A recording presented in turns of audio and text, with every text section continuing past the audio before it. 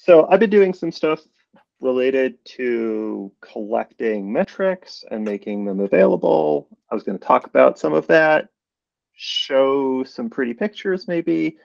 Um, and this is stuff that I would like people to play with, figure out what's useful, what's not, and then, eventually we can try to figure out like how to make this into part of our product.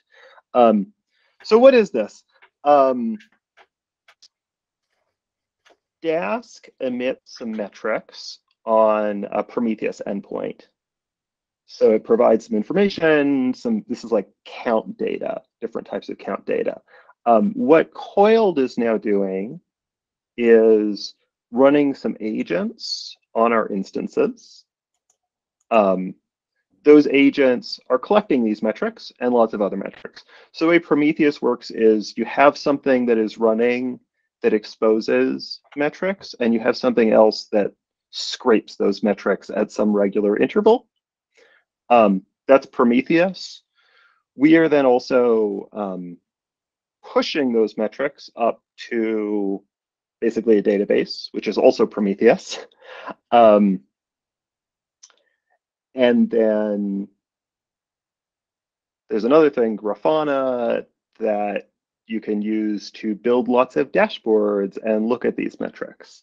So let me just kind of show some things. I will share a screen. So let's see. To start, I will make a cluster. This shouldn't take too long. Coiled. So I'm going to make a cluster. At the moment, Prometheus it's in prod, but you have to do some special stuff to turn it on for your cluster. At some point, we'll figure out what that looks like for customers. This isn't really like ready for lots of customer use. So at the moment, if you want to have Prometheus metrics for your cluster, you set this backend option. I've got some other backend options set, but make a cluster. And this is available on Dask since when?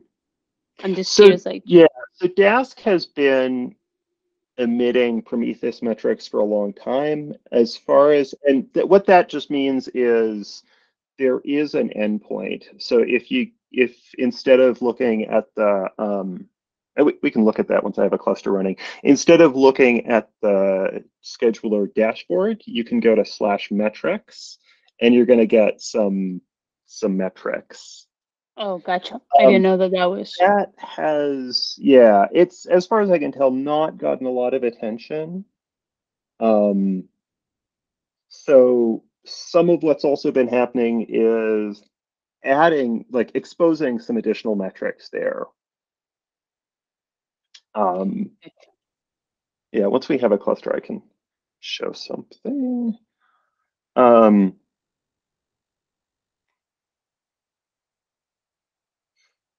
Dask is really nice for exposing, metrics about like what Dask is doing, and we're collecting metrics from both the scheduler and from the individual worker nodes. We're also running something called a node exporter that's exporting host metrics. So once I have something to show, that'll make more sense. But that's where we get things like CPU and memory, network traffic, much more broken down. Soon I'll have a cluster. So when you say the CPU network traffic, because Dask collects some of those stuff, Yeah. I guess like on the scheduler, but they're not very clean, I guess. So let's, I think probably having a look at some things would be best. So just to get started, like what do Prometheus metrics look like as they're exposed? So here's a scheduler dashboard. If we go to metrics, this is the sort of thing that Prometheus does. Not that why interesting people don't look at it. Yeah. Yeah. So that's the thing. Now what I'm going to do is pull up. So I've got a Grafana server running. Right now, it's just a single Grafana server kind of for internal use. I'm going to pull up a dashboard, and we can start looking at things. So here's a dashboard. What I can do is filter by environment, account, and in the last hour, the cluster I just made is the only one running. So we're starting to get some metrics. I'm going to look at the last 5 minutes is fine. So some of these metrics are Dask metrics, things like how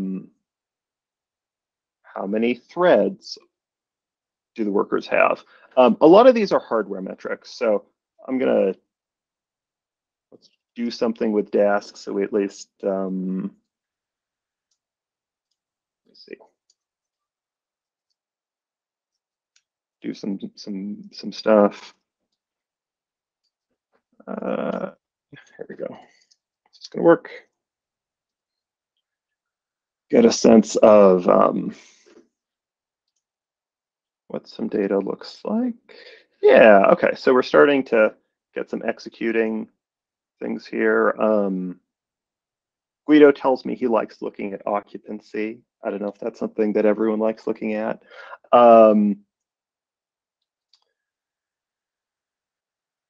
So things we get, CPU metrics are from the host. Some of this is a little hard. Yeah, like we're figuring out how to visualize these things usefully. So this is averaged across the entire cluster.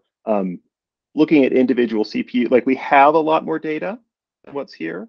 We have individual worker CPUs. We actually have per core data, but that quickly becomes unwieldy to look at this level. But then, oh yeah, so okay. It looks like, did my compute run? Yeah, that was fairly simple. That was just a quick start. So what we get are things like worker occupancy. Now I'm going to zoom in like that. We get things like tasks in different states from Dask. We get things, actually, there's a lot of that we don't get here. We get things like worker latencies, state,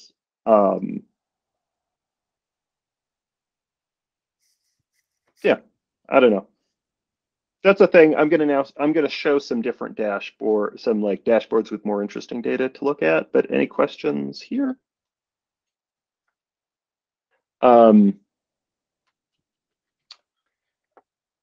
Matt, I guess Yeah. I do have a question. My understanding is that Grafana is it's a pretty well established thing, and so once you have like your data source, you just kind of make the connections to it, and it takes care of all the plotting for you.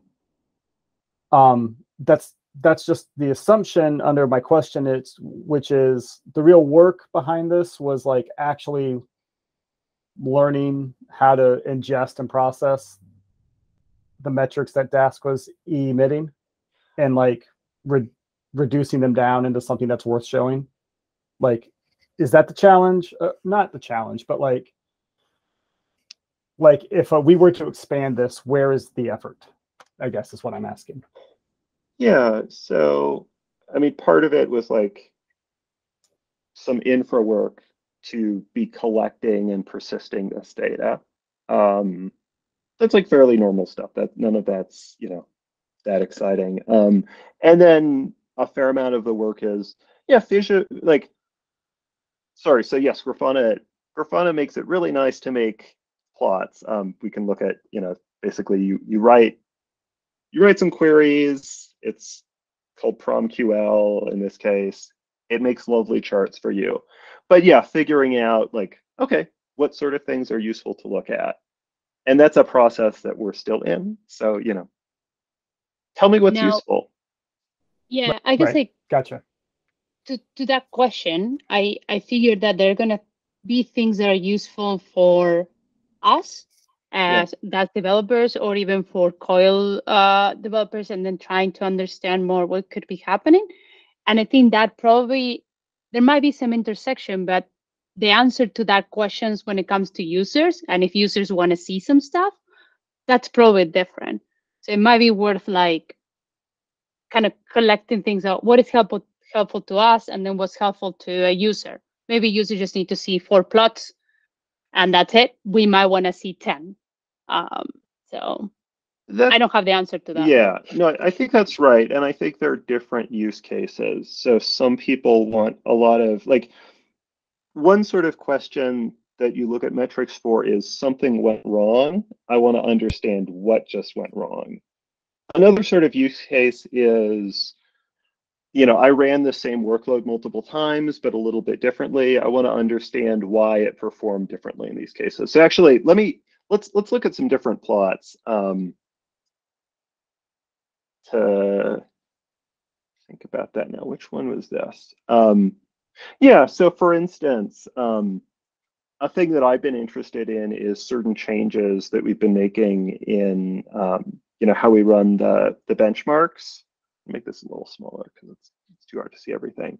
So for instance, I switched a bunch of instance types, and I'm curious, like, okay, what impact did that have? So I've got two different runs of the same test that I already pulled up.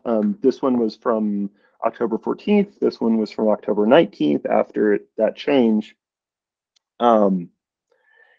And for instance, one interesting thing, so this is the exact same workload, is noticing that old instance types, CPU steal time was fairly high, whereas on new instance types, it's basically non-existent. That's not the sort of thing that I expect a customer to be looking at. Yeah. That's like, I want to dig in and understand what happened. This is like same version of that, same version of everything, just Correct. different. Okay, that's Correct. interesting. Yeah. I mean, and you can also then see, so I should say, Dask recently has been adding new Prometheus metrics. So when I initially showed you a dashboard, it didn't have all of these plots filled in. This is a newer version of Dask, which does. So some of the things we have are cluster memory over time, broken down by managed, unmanaged, and spill. That is, I don't remember if that's been released yet. It's in main. This is the AMM work, the active memory management work, or well, I think doesn't matter. Related to doing that, Guido also then exposed for us those metrics. Yeah. Okay. We also have now, so if you want to see like what was the cluster doing over time, there's tasks grouped by task Groups. prefix. Oh, prefix. Group. Yeah. Yeah. This is Ian's part, right? I actually put this in. No, I guess like the part on the collection in the Dask end. Yeah, I did that. Oh, okay. But, so it was something different. He's been doing, yeah, there's related stuff. I did this particular one. So now, what you can look at is like which tasks are getting executed over time.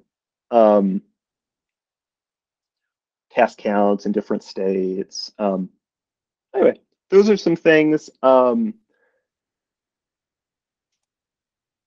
another thing I wanted to show? So another example, if I can pull it up, yeah, is like, this is kind of obvious, but what does a spill heavy workload look like? So this is in fact, one of the spill tests. We expect this to be spill heavy, but what spill heavy looks like is IO weight on the worker CPUs is very high. So one thing that I've looked at, and I think Hendrik has also done some of this, is like we were trying to understand why is there high variance in some of these test times that aren't specifically spill tests, and noticing, oh, where you have high variance, you also have a lot of IO weight. And we can, dig in. So for instance, I'm also plotting worker disk, plotting network. So you can see, for instance, spill tests have almost no network transfer, whereas, do I have it here? It's like this is test array. Test array involves a lot of shuffle. So what you can see is a lot of network transfer.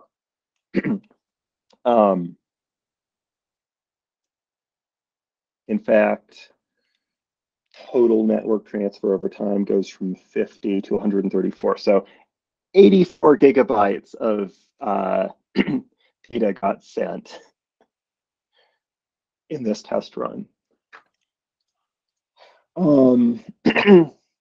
Let's see. So those are things. Oh yeah, and then another.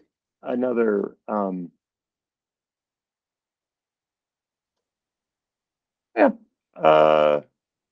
I was going to show another slightly related thing, but I don't know. Questions about any of that? Happy. I don't know if everyone here has access. I know at least some of you do, but I'm happy to make people accounts if you want to play with this.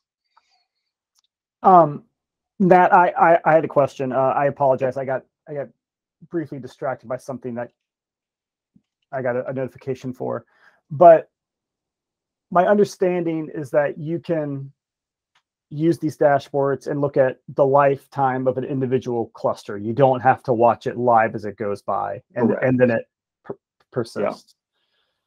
And I also heard you mention that, like, oh, we don't expect customers to look at this, and I agree with that expectation. But or you said specifically about something about like work stealing. I think. So, sorry, yeah, like I would love for customers to use this or something like it. Yeah. Some of the data here is going to be like in the weeds. Yeah. We need to figure out which of this is like most salient, and also, right.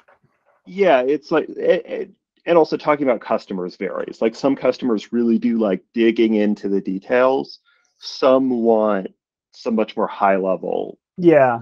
Metrics. So where I was going with this is this sounds like a wonderful opportunity to maybe work with a customer like Kobold and say like, oh, like let's look at one of your workloads. Let's try different cluster types. And let's see if we can't use these metrics to optimize things. And then I guess just kind of getting pie in the sky here, but if we learned a lot from how to do that, then we could write up some coiled documentation of like, here's what to look for in your Prometheus. Like, here are things to try to vary with your cluster. Then look at your dashboards and look for these things. And I don't know. To me, this just like opens up like a huge. Yep, that is exactly what I would like to see. I mean, more than just docs, I would like us to like write some code to do things, or maybe that is make some visualizations that make certain things obvious. Like good visualizations help you understand what's going on. So yeah, I think I'm seeing some different use cases for this. Broadly, what this gives us is it gives us host metrics, which we didn't have previously, and it gives us a lot of what's on the dashboard, but in a way that's persisted, and that we can like write code to aggregate and compare data. Doesn't give us everything that's on the dashboard, but it gives us a lot of those numbers. So that's one thing. And then what can we do with that? So I think, yeah, part of it is like right now we're using it for that kind of like, I want to understand this specific thing that happened better. I'm going to dig in. But what I would also like to see us do with this is, can we just tell people at a high level, like, you ran this workload n times, you varied this thing. Here's what, peak memory, peak CPU, and runtime looks like given those different things. So a lot of what we're doing with the coiled runtime, but also making that something that's usable as part of the product. That's a thing. Yeah, and happy for Paul, as you're interacting with customers, if there are people who you think would be good test cases for us playing with this, Kobold might be a good one. Yeah, that they come to mind first. I wonder if some of our pay-as-you-go customers who are growing their usage a lot. Let me take a little bit of time then to say what are some next steps. So right now I'm running a single managed Prometheus. It's in our infrastructure.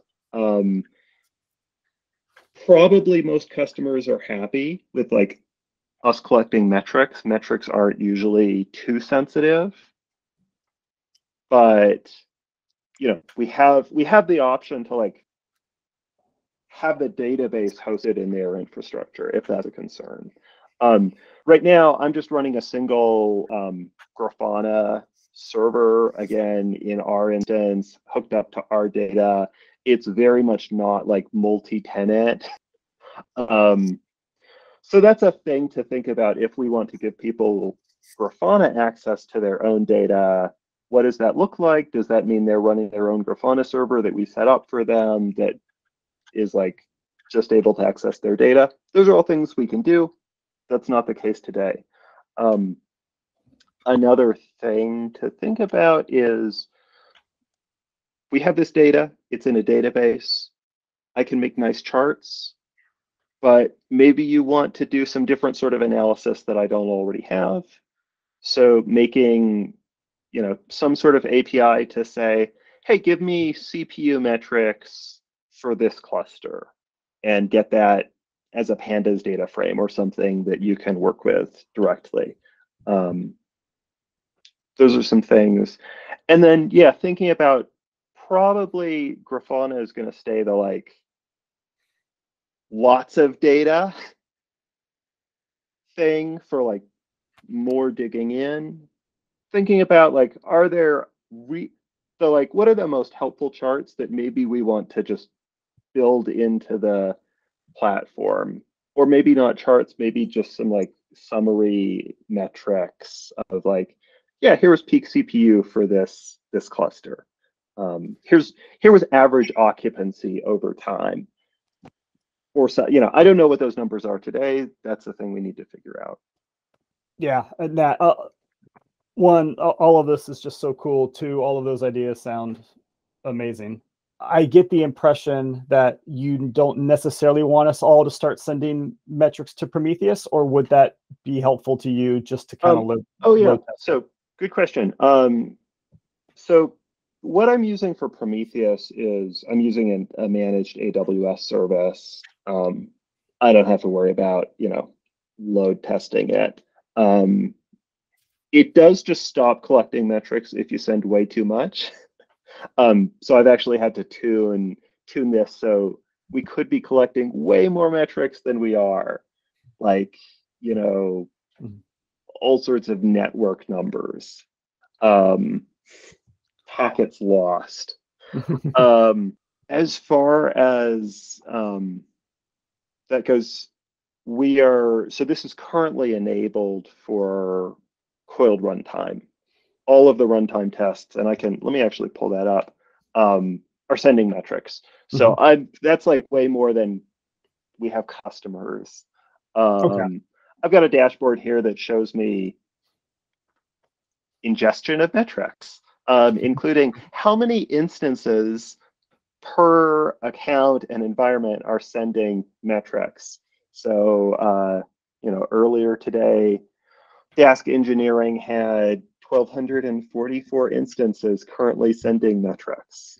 So I think collecting metrics from customers with the understanding that this is all in development and all of that. I think that would be great. We would talk to specific customers. And I think Cobalt is probably a good one to talk to because they're very engaged and might actually be interested in this data.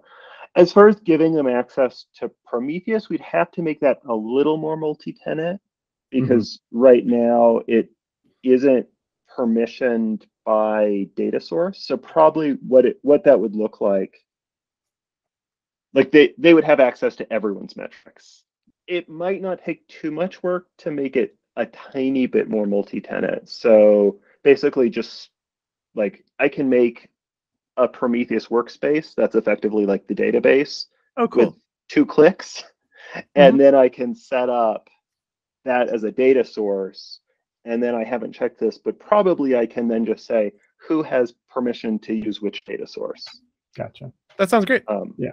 But so just to put a finer point on my question, it doesn't sound like me spinning up my clusters to do a little bit of work for somebody, me sending those Prometheus metrics aren't going to be a big help or test. So I don't really need to worry about that. As far as load, no. So use it if you want to look at the metrics, and please do. Like, maybe I haven't given you an account yet, and maybe Natty, I haven't given you an account yet. I'm not sure. So it's manual, but I can just make an account and send you a password. The thing that's helpful is people learning things from these metrics and giving feedback. Yeah. Okay. Cool. Nat, I'll connect with you sometime next week about that. Okay. There's no like urgency there. Okay. I was going to show one more thing, if that's okay. It'll take 30 seconds. So another thing that is related is logs. And as of today, it's much easier to get logs if you want them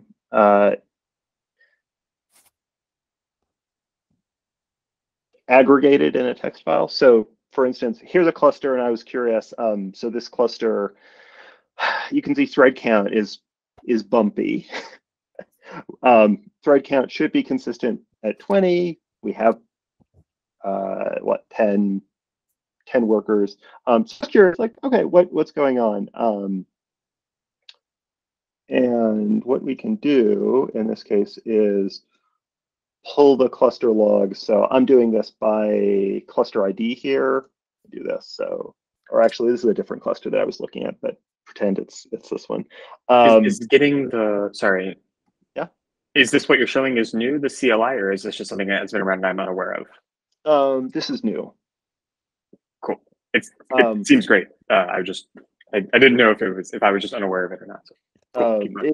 So a thing you can do is you can say coiled cluster logs. You can do this by name, or you can do it by cluster ID. You can say I want to include scheduler logs. You can say I want to include all worker logs. You can ask for any worker log. You can ask for specific workers. In this case, I need to say that it's the OSS profile because it's using my local AWS credentials. I need to say it's the Dask engineering account because that's not my default account. And I can pull everything from a certain timestamp. So it's not this cluster, but it was another one that looked like this. And I was curious, like, why were my thread counts down? I piped that to a text file so I could do other things, but you can directly pull your logs. You can tail logs on a running cluster. You can then grep and do whatever you want. So that is a thing that is released as of the client that came out last night. And that was the log from, I mean, it was pretty explicit in the command line, but it seems so good, like too good to be true. That was all of the worker logs. So whereas before, maybe you had to click download on 100 workers. Correct. Now you Okay. Yeah. So in particular, I mean, these are annotated. You can see, which worker each log file is from. You can, in this case, see all my workers. I mean, I don't know why, because that's another thing. Like, Dask is not easy. But you can see that the nanny keeps asking the workers to close, and then they come back up. You can see them restarting. You can see You know, I can. Oh, actually, I don't have event loop blocks here. That's not. Oh, there. I do have an event. You know, I can just search this with all my, you know, ways I like searching for things. And yeah, see, so this is actually, you can see like all of the different workers talking about their event loops being blocked in a single stream. So. Thank you, Nat. Yeah, Nat, that was very Thanks. cool. The logs at the very end, that was a nice grand finale. That's pretty cool. I will definitely use that. In particular, zooming in on things that are value adds beyond like the dashboard and things that already like you can get from Dask's non-Prometheus stuff. Anyways, anything we can get there, I think makes that like extra meaningful. Looping back to Paul's question initially, a great example of improving both Dask OSS and the call experience at the same time, because we've like, I guess, improved what the general OSS Prometheus stuff outputs. But Nat has also just taken care of all the platform things that we need to set up to take a look at those. And then we hopefully also have some nice default dashboards that make sense at some point in Coiled. Thanks, everyone. Thanks, Nat. Yeah, thanks. Yeah. I'll stop the recording. Nat, that was great. Thanks.